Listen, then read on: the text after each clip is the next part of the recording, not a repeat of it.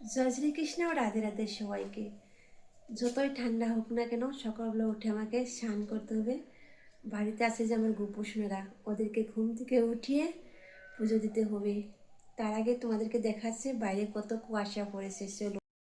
চলে আসলাম আমি বাইরে, তো দেখো কত কুয়াশা পড়েছে, কুয়াশায় কুয়াশা।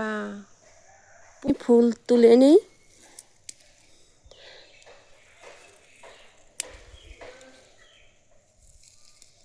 আমাদের বাড়িরই গাঁদা ফুল, দেখো কত সুন্দর। এই হচ্ছে আমাদের তুলসী গাছ, দেখো কত সুন্দর হয়েছে পাতা। আমার ফুল আর তুলসী পাতা তোলা হয়ে গেল, এই দেখো।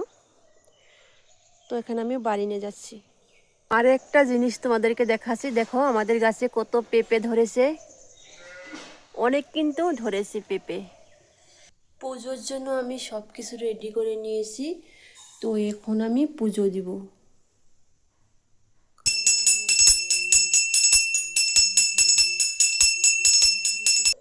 যিনি প্রতিদিন গীতার 10-7-5-4 3-2-1 অর্ধেক শ্লোক পাঠ করেন, তিনি চন্দ্রলোকে যাইয়া অযুত বৎসর তথায় বাস করিয়া থাকেন। যিনি গীতার অর্ধেক 1/4 বা 1টি শ্লোক স্মরণ করিতে করিতে দেহত্যাগ করেন, তিনি পরম পদ লাভ করিয়া থাকেন।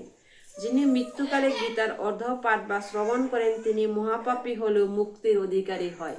হরে কৃষ্ণ, রাধে রাধে। আমার ভিডিও যদি ভালো লাগে তাহলে আমাকে লাইক কমেন্ট করে আমার পাশে থেকো। জয় শ্রীকৃষ্ণ।